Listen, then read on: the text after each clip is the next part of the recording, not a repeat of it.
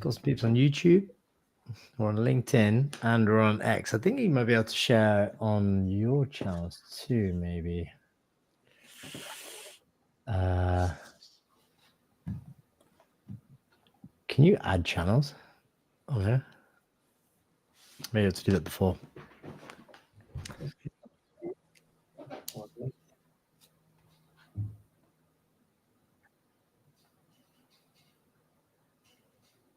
I can hear myself.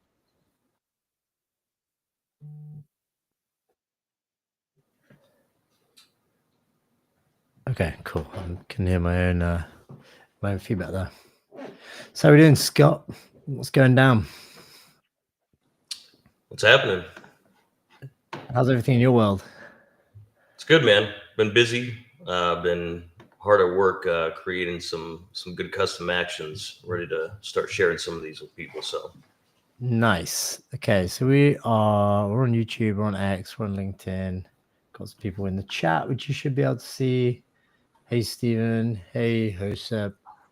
Okay, so today, aim of this session will be to be covering some custom action things. So if you used Synthflow before, you probably made a simple assistant where you've put in a prompt, maybe you've added some information extractors, maybe you've added your like real-time booking with cal.com, etc. But custom actions is like the next level up. That's when you move from your white belt to your blue belt and up to your purple belt of automation.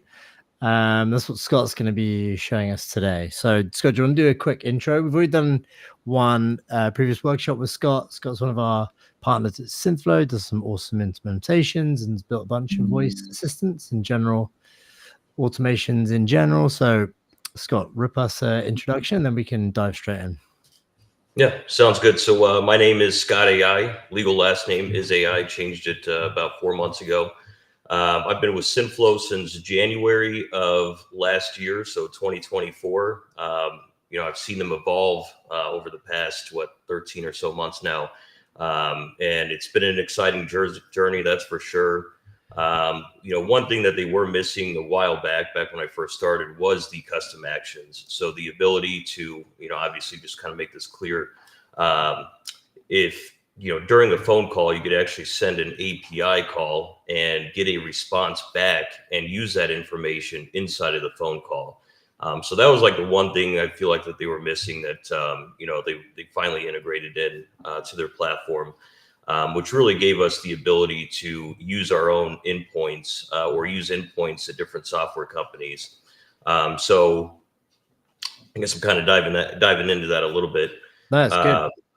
Yeah. So, creating an agent is great, right? Creating a calling agent that can make phone calls, that could dial thousands of phone numbers and book appointments, in GHL or any other platform is great.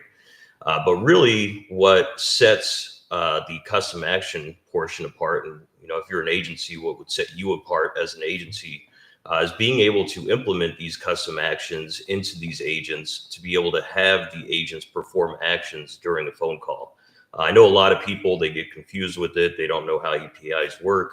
And really what I've been doing in the background these last couple of months is kind of building some custom API endpoints and make it super easy for users, especially inside the Synthflow platform, to be able to use these custom actions and have their agents perform different tasks a lot easier than just trying to figure it out on your own. So I guess there's a few that I want to show today.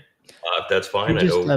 Just to jump in one sec, just in case anyone new here who's building with Synthflow, or maybe they've built a few assistants. So let's just clarify the difference between, say, a task that you might use a simple prompt for, which is just like a text-based prompt in a Synthflow assistant, which might be, if the user says this, then say this, or say something like this, which is basically an if this then that tree that happens inside of the prompt in Synthflow. And then a custom action, which is basically a pre-programmed API call, which can programmatically do things during the conversation. So it could be make a booking or enter or look at the weather or check the stock of a Shopify store or something like that. That's like a programmatic call that happens within the prompt. Anything do you want to add to that? Yeah, exactly. I mean, really, you think of all the things that a human could do on a phone call, right? A human sitting behind a computer desk all day is performing additional actions. They're booking appointments, and yes, Synthflow has an easy real-time booking action that you could just plug and play, super simple, right? But they do other things. They take payments, right? They get into other CRM systems besides just GHL or Cal.com, right? I see a lot of people daisy chaining through Cal.com or any other sort of platform just to be able to get bookings into another CRM system. So really, the way I look at custom actions, it makes the impossible possible, right? It makes, it makes it to where the AI assistant can be a human, right? Mm-hmm. It can do tasks that a human's going to do throughout the day. So, I just really think of it as, like you said, with the text prompt, yeah, you could have it call and if this and do that and say this script and go through the prompt and book an appointment, right? But at the end of the day, a human does so much more than just make a phone call. I've been saying that for ever since this AI stuff came out. There's a lot more to what a human does than just a phone call. So being able to implement these types of actions into the phone call definitely make it to where you could really replace a human at this point. Yeah. And also, just to add final comment to that before we can dive in and do some screen sharing, it also probably allows you to do more quicker than a human too. So Yes. if you're on the phone to somebody, and then depending on how good they are with their system, they may have to put you on hold for 5 minutes, do like a lookup, and say thank you for holding, and then come back and then relay the information. More often than not, if you make a good assistant, you can do these faster and more effective too. Yeah, exactly. And you know what I see too, and it's hard with the custom actions because I've tried explaining, like for example, I do a lot of custom booking actions just inside GHL. I use GoHighLevel a lot for a lot of the stuff that I work with, and even using just the API endpoint for getting slots, right, getting the availability, booking the appointment. There's so much to it that even just trying to explain it to somebody, everything that you need to make it happen is just it's a nightmare because it's not just one custom action. It's not just one API endpoint. Really, you have to gather information first. You have to get the contact ID, and you have to do that one of several different ways, which I'll kind of cover one of them today. But then you also need additional prompting inside the custom actions to get slots because you also need the current date and time, but you need it in the 13-digit Unix timestamp.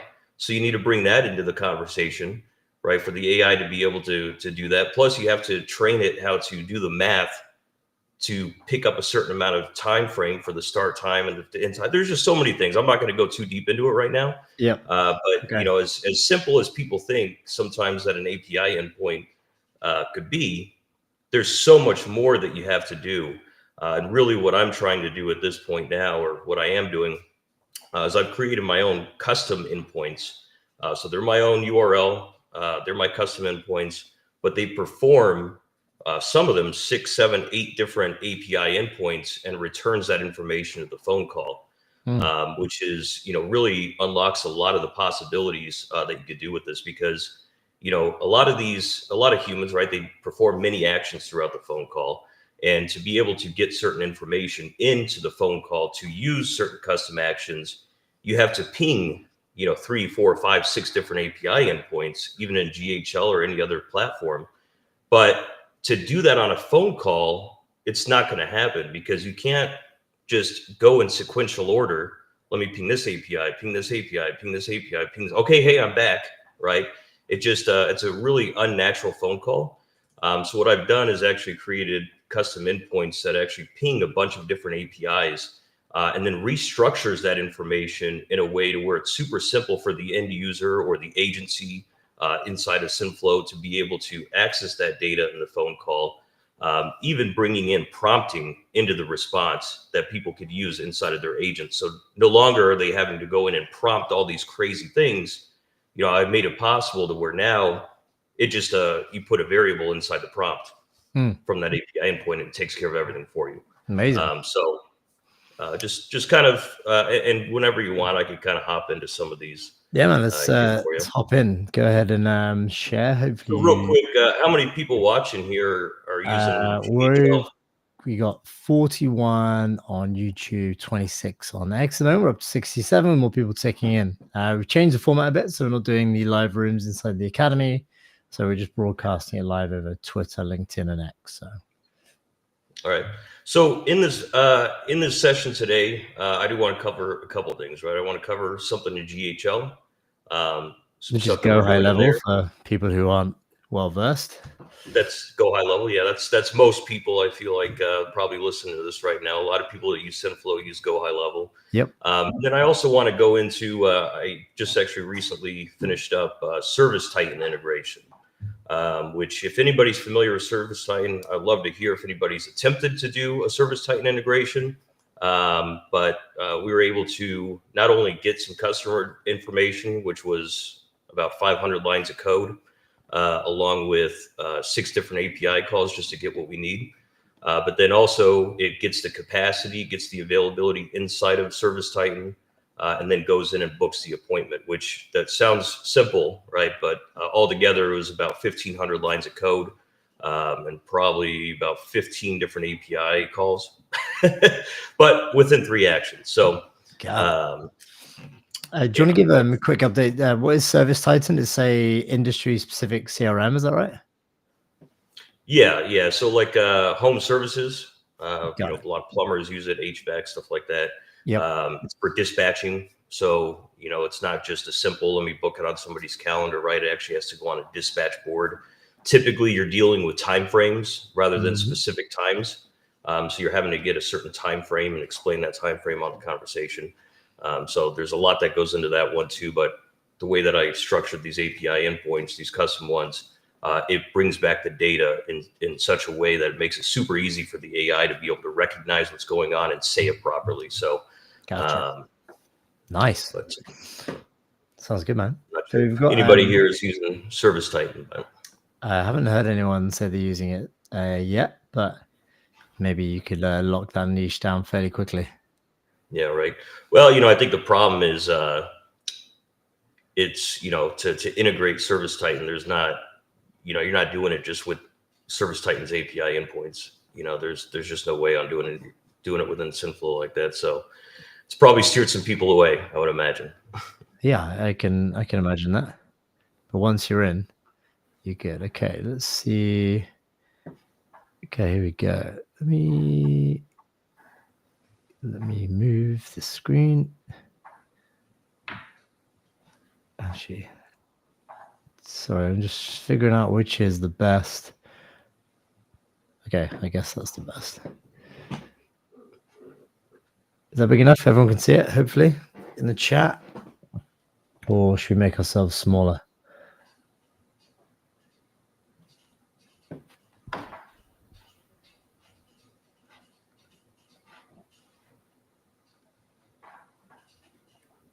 Okay, we have a comment here.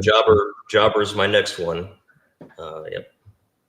I love Jobber. That one's pretty good CRM for home services. Nice. Okay. Steven says, nobody use case is almost identical to your Service Titan example. Yeah, one thing I did want to mention. So, I am putting together a library. You guys will start seeing these custom action templates inside of Synthflow. I will have a service where you'll have basically unlimited access to all of my API endpoints that I create. So you'll be able to go in and, use the template inside of Synthflow. You'll get access to an API key from me to where then you can make basically unlimited API calls with it. So that is a service. The library will keep growing. If there's any specific use case that anybody has, feel free to reach out to me, which I could give some information to you, Tom, here in a minute. But reach out to me, and I could definitely help you build out those custom API endpoints to be able to achieve whatever integration that you're looking for. So definitely keep that in mind. All right.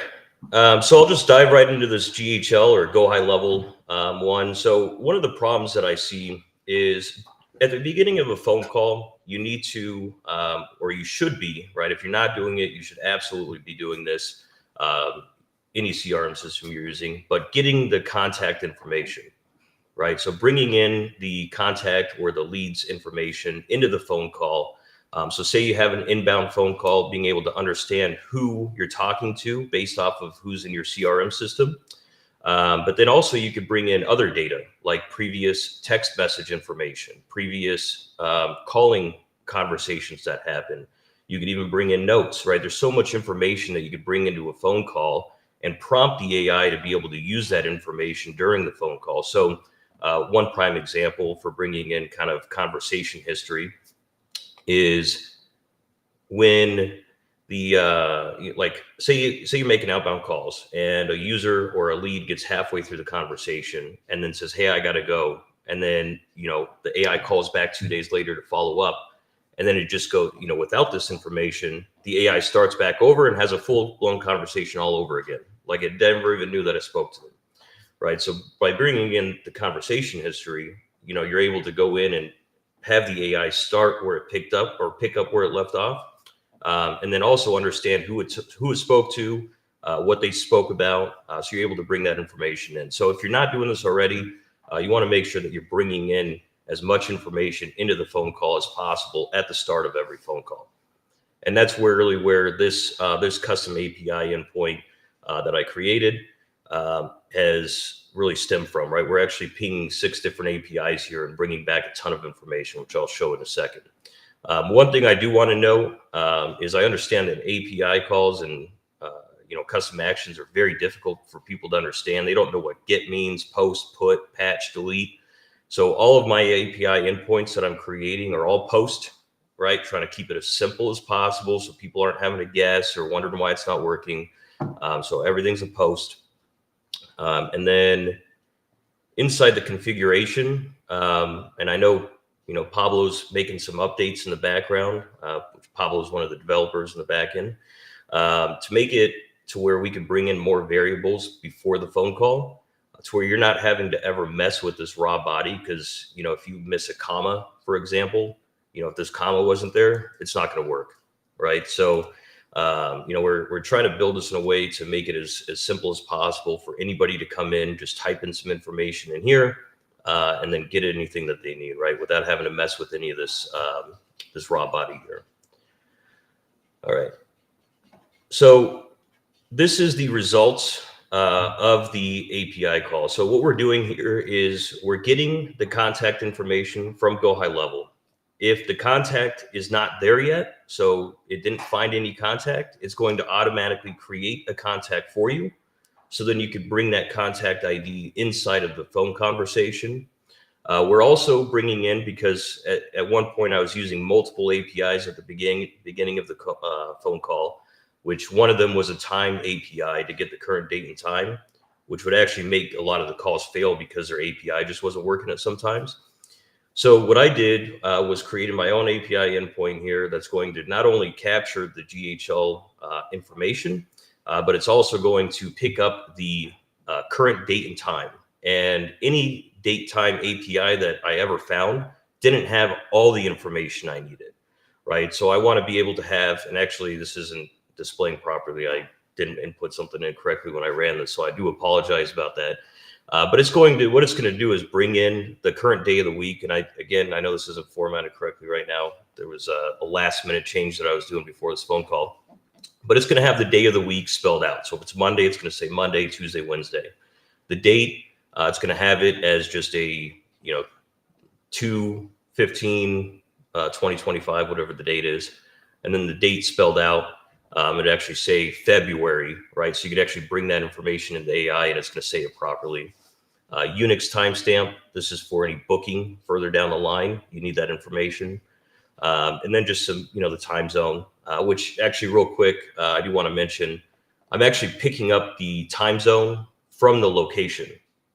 So from the sub account inside of GoHighLevel, it's automatically going to pick up whatever time zone that sub account is. So you're not actually having to go in there and set it every single time. So if you have a bunch of clients that are, all scattered across from whatever time zone, it's actually going to pick up the time zone where that sub account is and then it's going to be able to pick up the current date and time in that sub account. All right. And then, so just worth saying, time zones are really important when you're doing any sort of booking, whether it's GoHighLevel or Cal.com.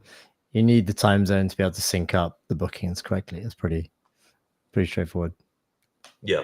Yeah. So instead of having to go and set this manually everywhere inside of Synthflow, or, having to go in and put this variable in and type out the time zone perfectly every single time, it's actually, we're running a get location API endpoint that's actually going to pick up the time zone that's attached to that. No matter where you're at in the world, it's going to be able to pick up that time zone and give you the exact date time inside that time zone.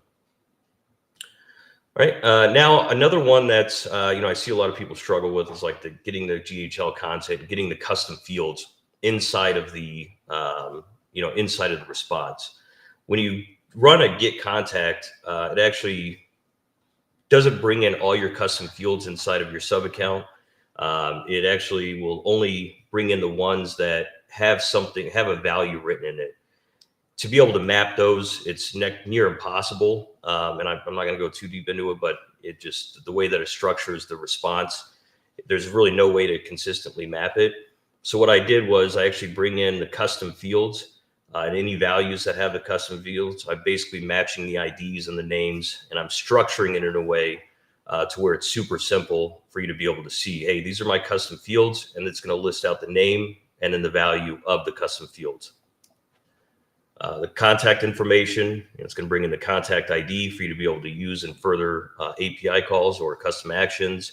It's going to bring in your phone number, email, company name. Then I bring in the address.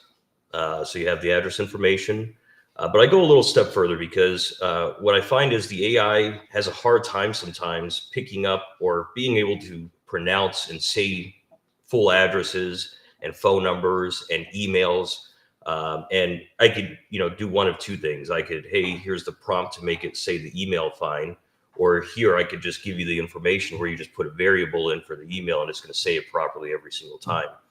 So what I did was I created these AI-friendly contact fields. So I brought in the email to where it's s@scottai.ai, right? That's how it's going to pronounce it. It basically breaks up that email into little chunks for it to be able to say it. And then the spelling. So if somebody, if the AI needs to spell that email back to somebody, it's going to say s@scott, right, .ai. So it's actually going to spell it out. And instead of spelling out the @ symbol or the dot or whatever, right, it's actually going to say dot and it's going to say @. Same thing with the phone number, being able to bring that in and, puts a couple dashes into it. So there's a nice natural pause in between each number. And then same thing with the street, 123 South Main Street. So it's going to spell out that S to South, and then the street, it's going to spell it all the way out. Instead of saying 123 South Main Street, it's going to say 123 South Main Street. Yeah, that's what I was going to ask. So if you're looking at those dashes, that just indicates a pause rather than the AI is they're going to say double dash. It's going to be a pause instead. Exactly. Yep. And that's how I have all my emails and all my phone numbers, how the AI pronounces them. There's always two dashes in between, and it has that nice natural pause in between each one. Nice. That's a smart idea. Yep. So instead of now going out and typing out the email, right? So you have a new client that you're onboarding, or you're onboarding yourself, right? Because you're just using Synthflow for your own company. Instead of actually going out and manually typing in, and let me put these dashes in between each letter on the email, all you have to do is just put that variable inside of the prompt as, hey, here's the email, and it's going to give you, it's just going to say it off like that, right? You're not having to actually type that out every single time.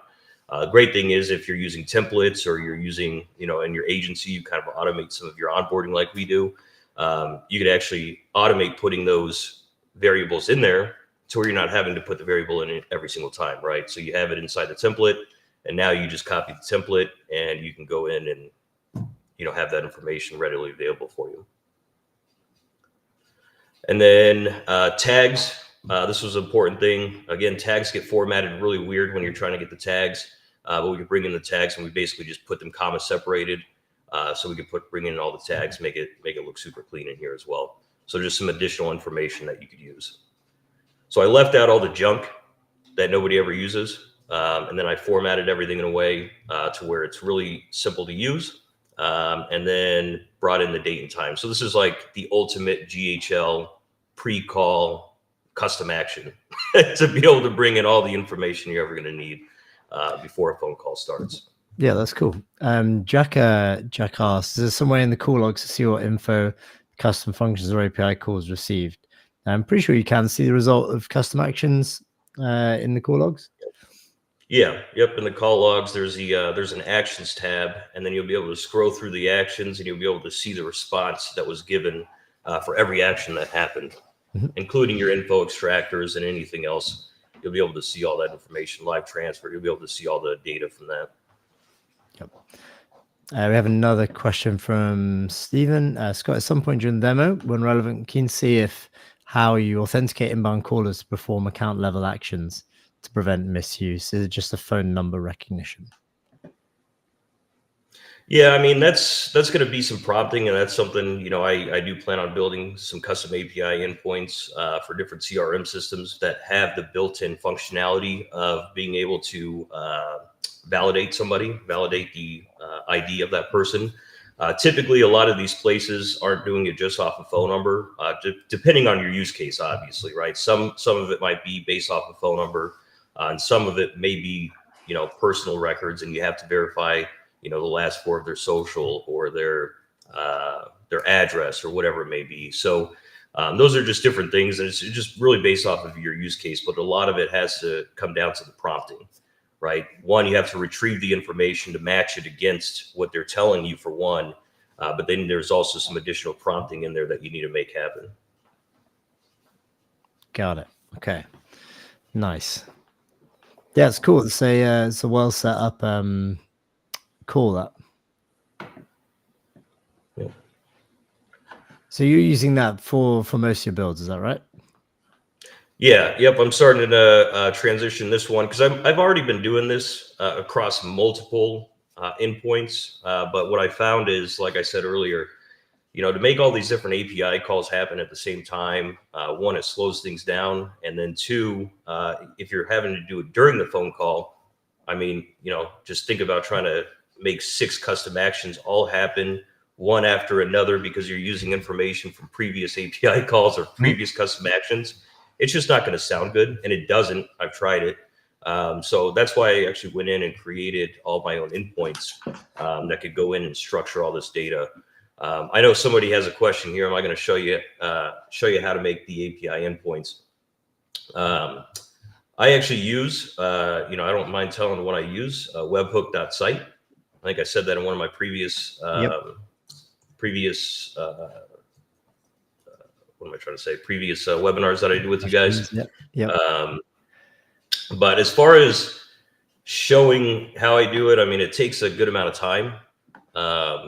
But just like, kind of for an example, I mean, this is all code that's being done in the background. This is, I think, 488 lines of code for one API endpoint, right? So it's not I don't think it's something I could teach on an hour call. There's definitely a lot of stuff going on in the background to be able to make this stuff happen. So. Gotcha. And so when you made this call, are you making this call before the call happens, during the call, or after the call? And then we could see how you're bringing it into the assistant. Yeah, so this one is before the call because I want to capture that information of the user or the caller before that phone call starts. So then by the time the AI starts talking to it, we already have a full understanding of everything from that contact record inside of GoHighLevel. And this is obviously going to be built into any CRM system, not just GoHighLevel. But being able to capture all that information, have a good understanding, and give the AI context before that call starts. So this is definitely one that you want to have run always before the phone call. Got it. And can you run this on an inbound and an outbound assistant tied to that user phone number? Yep. So when you do it on the inbound, it's going to actually run the API call, get the response before the line actually connects. And then on the outbound, right before, or like right when it's making that outbound attempt, right before it starts dialing, it's going to run the API call. get all this information, and then ring the person or ring the lead or the contact. Got it. So it's got all the customer information ready to go as soon as that call starts. Yep. Got it. Okay.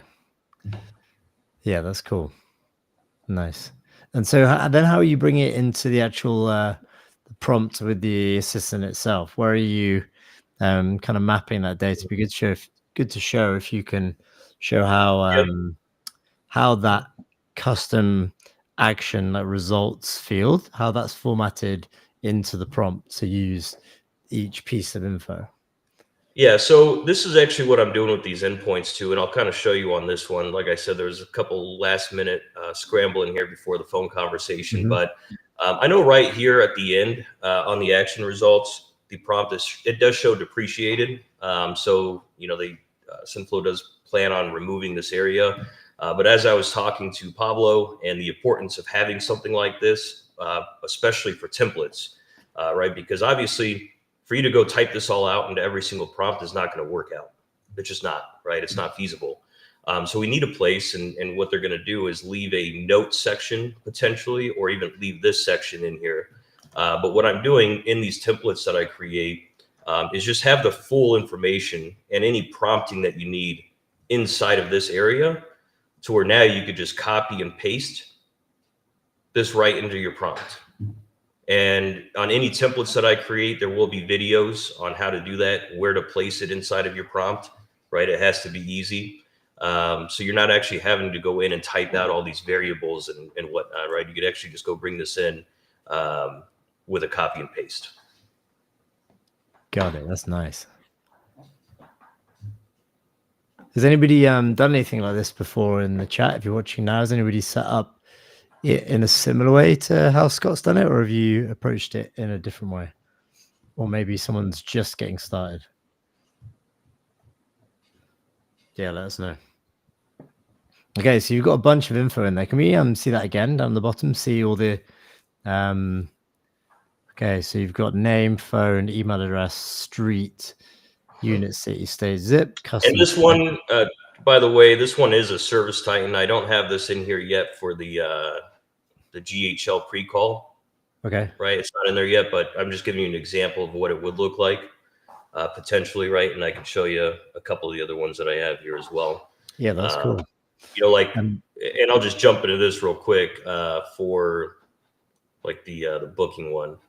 So there's certain areas. Actually, let me find it now. I lost it. Oh, it looks like it didn't save. But even for the booking, right, there's going to be prompting around how to get the availability, how to book. And actually, it might be in this one right here. Right. So instead of, hey, let me tell you how to prompt, right, this is just anytime you want to go get availability, you just go in and copy and paste this where you want to get availability, and it's going to do whatever. It's going to bring in the prompt. So you don't need to have a booking prompt in there. And I can go through this one here in a second as well. But is there any questions before I move on to the yes. stuff? We've got with a quick one, simple one is, how do we use these details variables in an in-call action? So I'm not sure if you can combine them with another action, but do you mean how you can use it directly in the prompt? Is you just include the variable with these kind of pointy brackets directly in the prompt, right? Yeah, so I think this question is, how can, and correct me if I'm wrong here in the chat, but how can you use, for example, if I'm running a before the call custom action and I'm bringing in like customer ID or contact ID, right? How can I use that variable in a future or an in-call custom action? And I believe that's what they're saying. And really, it comes down to the prompting inside of the configuration. And actually, let me go to a before the call or during a call. So during the call, you actually, in this description, you're going in and prompting it what you want it to be, right? So the customer ID of the user, which in the beginning of the phone call, I'm bringing that into the prompt, right? The response of that API call or that custom action is bringing in the customer ID and I'm labeling it. So I'm not just bringing in all the variables and that's it. I'm actually naming each variable. So customer ID is the customer ID variable. Location ID is the location ID variable, right? And then the AI can pick that up and say, okay, the customer ID is this. So now I'm prompting in here in the description. This is where you prompt, is in the description, the customer ID of the user. And I even go in there and I put the variable in there. Not 100% sure, I'll be honest with you. I'm not 100% sure if it actually passes through to there. But no matter what, I always put in there the prompting of what I want it to be. And then, you put in the example. So you could actually use, and you have to, for a lot of these actions, you have to use variables from previous API calls or custom actions in future ones, like the customer ID or the contact ID, for example, in GoHighLevel. You need that contact ID to do a booking. So, gotcha. And have you got any prompts or any assistance with the details like pasted into the full prompt of the assistant, Scott, that you could show? Like the details pasted into a full prompt? Yeah. Yeah. So like, for example, this one right here, let me go back to the action results. And this is just a little demo account, so I don't have anything in here. Yep. Let's see. Just thinking for the normal assistant page in the prompt, then pulling that. Yeah, and I'll just create one from scratch. Yeah, okay, nice. So I think that's something useful for somebody to see. And then so like before the prompt stuff, I'll always have it after the naming. Oops. That's how easy it would be to add it to your prompt. Okay. You copy it from the custom action and you paste it in. Yep. And then in the actions tab on the left-hand side, you'd add in your pre-built, you'd attach your pre-built custom actions to this assistant. Yep. There we go. Okay. Nice. Yep. Just like that. And then now this action matches up with this prompt. Yep. And then you have all that information available to you. And if you did, say, want to pull one of these results into like a sentence further down the prompt, you can do that too, and it will use that info. Yep. And then, one thing I see too, like with a lot of the actions that are in the template marketplace right now, they all say results.data.id, results.data.name, right? So what I actually did when I'm building these custom actions is also putting in the name of what that action is. So, because if you're running multiple API endpoints that all return a value for results.data.name, but they're supposed to be different names, there's no way for you to recognize which one goes to what, right? So all of the responses also come with naming conventions to make it easy for you to be able to map those variables later on. Got it. And when with the notes tab, so say you've got some historical notes on a user, where would you put that exactly in your prompt? Would you put it, say, at the bottom in a knowledge base? So where would you place that exactly? Or does it not matter? Yeah, let me see. Let me try to pull one up real quick. Hold on. Because there is some prompting around it, and the next version of this GHL one's also going to come with that. Okay. But it's going to be basically a prompt inside of a variable response, right? So you put in a variable, and it's going to have all the prompting to be able to reference all the previous conversation history or notes in the conversation. So really, it's just some prompting that I usually have at the bottom. But in the case of using an endpoint that I would have, it would basically be just a variable that you insert into the prompt, and then it'll have all the prompting around it to be able to use that information. Got it. Nice. We have another question too before you show that. Says, for new users calling in, can we use custom action to update their field in the CRM as well? Yeah. Yep. So depends. I mean, obviously each CRM is a little bit different, but talking in terms of GoHighLevel and most CRMs out there, you'd have to use an upsert contact. That's usually what we use. I don't like to use create contacts, because if you do a create contact and you can't have duplicate contacts in there, it's not going to actually create, and it's going to fail, and your endpoint's going to just fail every single time. It's going to be awkward on the conversation. So there are upsert API endpoints that you could use. to be able to gather information on the phone call. So like these during the call endpoints here, you could collect variables during the phone call. So like if you needed to collect the name or the number or the email or the address or any information, you could just add that in this variable, give it a prompt of what you're trying to collect. Make sure you have those questions inside of the prompt, right inside of your script. Ask the user for the name, address, whatever it is. And then now, once all that information is collected, this custom action can go in and update that contact inside of your CRM system. Got it. So the upsert is a call within GoHighLevel, right? That's an endpoint in GoHighLevel. Yeah, but again, there's even with that, some of these things that we're building out right now, it's best to be able to run it with multiple API endpoints. But the upsert, you could do it by itself by collecting all that information. But that is something that we actually do on this Git, right? If we get, we start off with an upsert with the phone number, collect the contact ID, run a Git contact information to gather any additional information that's in there. So no matter what, with this endpoint, we're always creating a contact if there is not one already in the system, at least with the phone number, right? So you at least have that contact captured inside of your CRM system. Gotcha. We got another GHL related question before I let you carry on. What's the difference between using a Synthflow voice agent here and using a GoHighLevel voice agent? I know voice agents are pretty new in GoHighLevel, so I sort of already know the answer to this, but what's been your direct experience, Scott?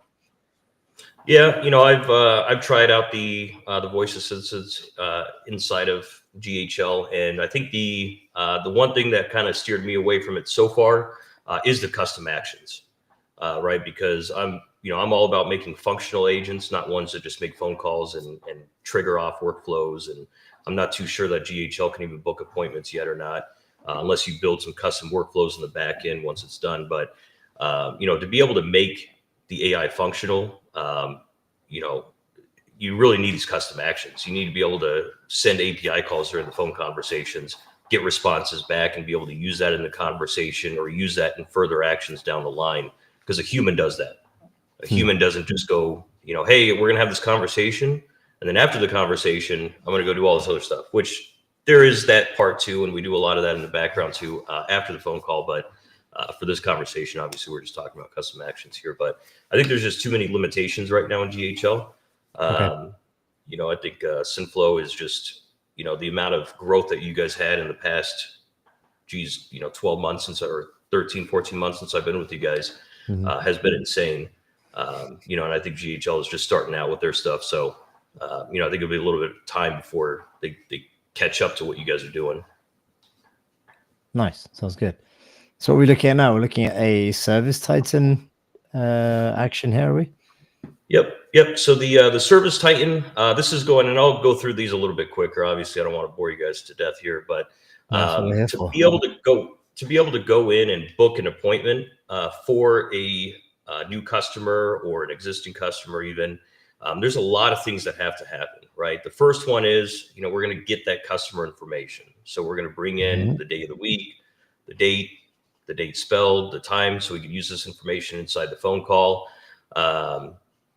Then we're going to bring in the customer information. So to be able to even book an appointment, you're going to need the location ID of the customer and the customer ID. And, in this one, there's 6 API calls happening. We're having to first look for a customer. If there's no customer, create a customer, create a location, because you can't do that in the same API call as creating a customer. And then to be able to get that information, like the address, you have to run another API call. To get the notes, you have to run another API call. So there's so many different API calls happening all at the same time, but we're using information from previous ones, and you can't do that. You can't run 6 before the call custom actions in Synthflow and have them use variables from one another. So you almost have to be able to do this. You have to have a custom API endpoint to do all this information for it to be able to work inside of a phone conversation. And that's why that's why you've created your own endpoint, and that's why you've kind of wrapped this all together using webhook.site. That's right.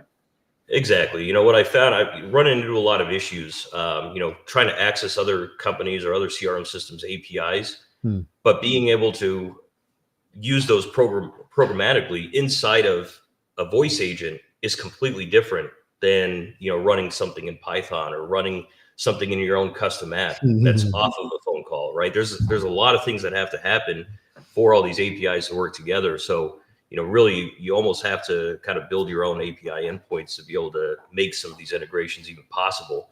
Yep.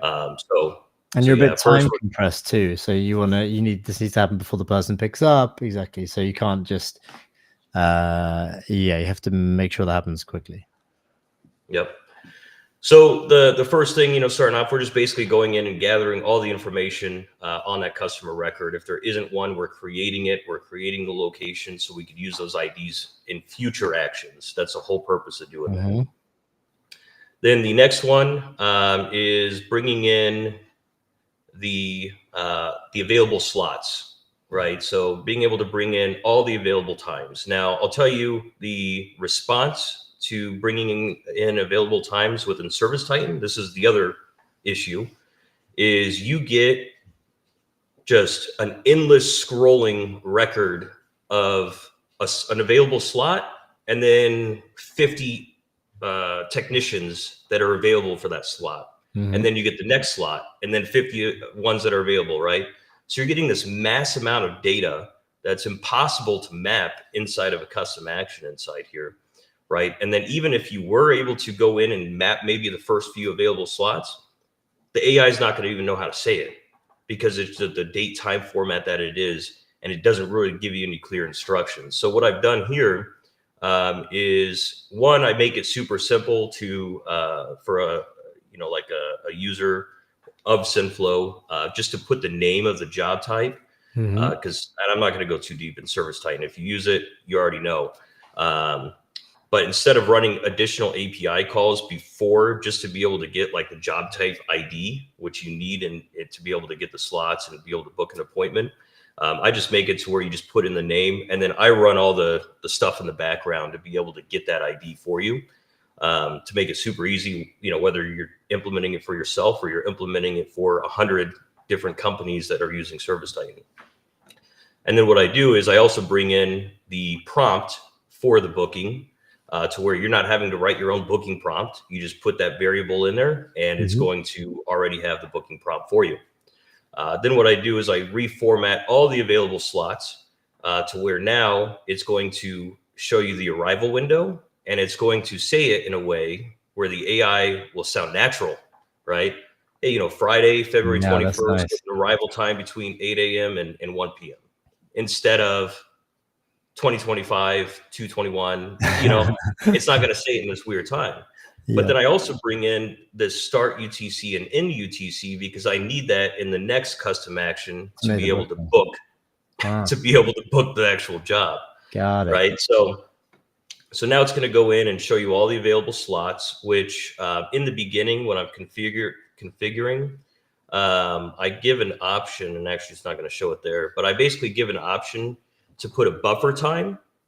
So how many hours do you want to, like, for your minimum time to book? A lot of people, they don't want to book till next day. So they might put a 12-hour buffer or a 24-hour buffer, right? So I have a setting built into there to where you put how many hours you want to wait until we get availability. And then I also have a max amount of days that you want to book out for. So some companies might be 7, some might be 12, some might be 15 or 30 days. So I give you that ability to adjust the amount of days that you want to get availability for, so the AI is not booking for times that you don't want it to book for.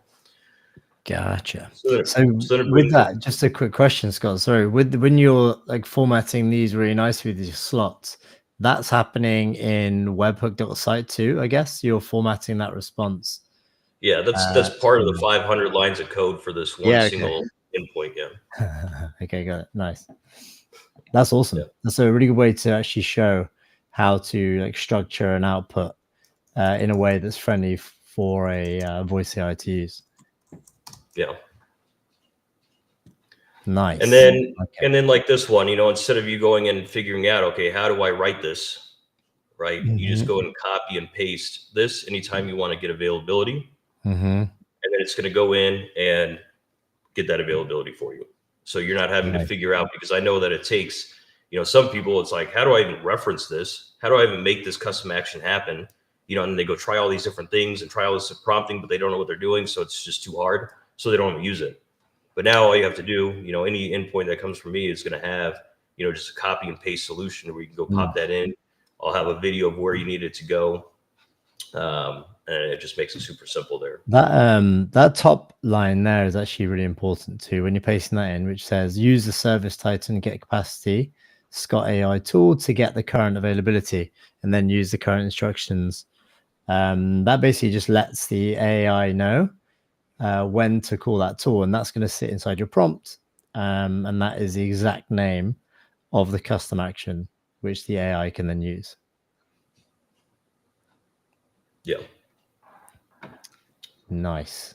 Yeah. And the way that I'm trying to build this, like I said earlier, is just try to make it easy. This stuff is hard. If you've been doing it yourself, I mean, it can get hard when you're trying to make all these different actions happen. So I'm really trying to make it, a copy and paste type solution for people to, to make it to where people can use this stuff and really make their AI perform at a much higher level than just simply making a phone call and maybe booking an appointment or not. So 100%. That's cool. We've got 6 minutes left, Scott. What should we run through to cap this? Yeah, I think any questions. This last one just goes in and books it. You have to create a job and then create an appointment. There's another 5 different actions just to even book an appointment. You're not going to do this on a just pinging the APIs from service type. You really have to have something custom here. But yeah, and just to tell people as well, if you're a beginner watching this, then this is probably the wrong session. To be honest, this is quite an advanced level of custom actions and voice AI assistant. So if you're looking at this and are afraid, don't worry. It's okay. This is not like a beginner focused session. If you want to skip the queue and say, do you know what, I just want someone to do this for me, then drop Scott a message and he can help. But yeah, fire away with the questions in the chat and we'll answer as many as we can in the next few minutes. But yeah, Scott, that's awesome. I love seeing how you've structured these together. That's really cool. Yeah, and like you said, this maybe not be for beginners, right? But really what I'm trying to focus on, part of the reason why I just created a new school community as well. And a lot of it's going to be centered around Synthflow and being able to go through and kind of try to explain this in a way and provide templates and provide tools for beginners to be able to use, but have advanced capabilities, right? So, these endpoints, these custom endpoints that I'm building, and, maybe 6 months from now, there'll be hundreds of them. But it's really to make it super easy for anybody to be able to go in and use voice AI because it can get difficult if you want it to do really advanced things. So that's the whole purpose of this, whole purpose of the school community I created is to be able to go in and kind of help the masses be able to use this voice AI technology in a way that I'm currently using it. Nice. Can you drop if you got the school link handy, can we drop it in the chat? You can. Yeah. You can see it. Right now it's just you can just go scottai.ai. There isn't really anything there yet. All the content's being added this week. So go in and join now and you'll start seeing stuff pop up, but just scottai.ai. 2 seconds. It's just scottai.ai and that takes you to school. Yeah, I'll take you to school. Right. As of now, that will just take you straight to school. scottai.ai. 2 secs. Save that. Let me see if I can put this on screen. Okay, we've got a QR code. Let's see. Try and scan that. Let's see if that works. First time doing this on Restream, so hopefully that QR code takes you to the right place. Okay. Got a question from Cash. Says, can you share more details on how you would set up a custom action to post the variables captured during the inbound call using information extractors to an API? I'm not sure we might have time to show that. Yeah, it's really what you would do. I probably wouldn't be able to show it now, but really what you do is you'd run that custom action. You'd insert those variables and label the most important thing you could do is label the variables inside of the prompt. So bring those variables inside the main prompt along with naming for them. And then when you go in and use your information extractors, you can actually go in and just prompt the information extractor, the customer ID of the user or the user's customer ID or whatever you labeled that variable. You just be able to prompt that into the information extractor, and then it's going to be able to pick that information up for you. Got it. That's pretty sweet. Is there anything else you wanted to showcase, Scott? Well, I don't think there's time for it. It's funny how you can just buzz for an hour so quickly like that. Okay. Does the Jeremiah, that QR code at the top, does that work or not? Give it a shot. If you can scan that, great. If not, I think it's just there. Look at that. It tells you when someone scanned it. That's pretty neat. And the school community is that, I think. Trying to see if there's any other quick questions. Yeah, you mentioned too, there was there another CRM you mentioned? Was it Jobber? You said you might be tackling soon. Yeah, Jobber's another home service company. I actually used it in one of my old businesses a while ago. Huge community, huge affiliate community too. You know, and I think a lot of these service home service companies are really just missing out on the capabilities of AI because everybody's trying to run it through GoHighLevel and kind of daisy chain things, and companies are just getting confused because like, I don't know, I don't really use this. But yeah, I think Jobber is probably one of the next ones. I'm going to try to just dump a lot of these out. You know, I'll have a library here soon. You'll see it in the school community. There'll be a huge library of API endpoints, video description of each one as well, and then templates, of course, inside of Synthflow. I'll have custom action templates for that as well. Nice. We asked you before, Daniel, I think on the first workshop, what you think is like the big opportunity currently for voice AI. What would you say now that you're kind of a few months in advance? You obviously built a whole load more API calls. You've maybe seen voice AI agents get a little bit more advanced. We're still in the same place where it's still early adopter territory and all niches are up for grabs sort of scenario. Yeah, I think there's still a lot up for grabs. And I think that if you can get in now on making these custom actions happen, that's really where we're seeing a lot of our success, is being able to get the AI do things that nobody else can get it to do. So, you know, I think that's really, you can make anything happen. The whole world runs off of APIs. You can literally make anything happen on a phone call, anything that you could think of. And unless it's carrying something across the room, you know, until the Tesla robot comes out, probably not able to do that. But this is another one from Pete. I don't think we, you tell me if I'm wrong, are we doing payments yet? Still not there, kind of. I don't think. Well, you guys are, and actually it was a conversation that I was having, somebody on the software development team, is you guys are actually now starting to block that. But I'm recommending, and hopefully we can work through it, is being able to have some sort of like an application process where you can vet our use case, vet our agent, and approve the sub account to be able to collect payments. Because I think right now, or you guys are trying to implement right now, to block collecting payments on a call, just to kind of block, you know, obviously fraud people from trying to steal people's credit card information. But the way that I would do it is actually through Stripe, you know, through Stripe APIs. A lot of these payment gateways and stuff like that have their own APIs as well.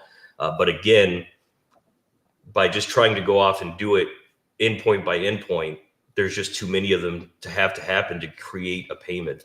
So that's where these custom endpoints come in, being able to capture all this information and perform all these actions in the background and then get that response. 100%. Yeah, I think we'll get there. Someone's going to basically just push like a library up to GitHub one day that's going to be payments for voice agents, then everyone's going to be able to do it. So maybe it's going to be an OpenAI SDK or something like that. Got a question from Vic. How do we hire partner with Scott? Genuine question. You could just right now, you can just email me at s@scottai.ai. I do own several companies, Worker. I'm sure that, you know, a lot of the community's probably seen Worker around, and Robo Teams, Robo Connect. So I do have a few AI companies that we all use Synthflow with. Okay, there you go. Pretty straightforward. Scott, thanks as always, man. We're gonna have to book another one straight in, I think, and come back and maybe we'll build out like a system from scratch, and we'll go kind of whole hog in implementing all your templates and then getting one up and running. But that was awesome. We kind of breezed through an hour there, no problem at all. So yeah, if you want to work with Scott, send him an email. He clearly knows his stuff. If you want to level up your AI agent game, get in touch with him. Thanks, man. Catch you on the next one. Thanks everyone for joining. Appreciate you taking the time, and see you inside the academy, see you inside the Synthflow, and definitely see you on the next workshop.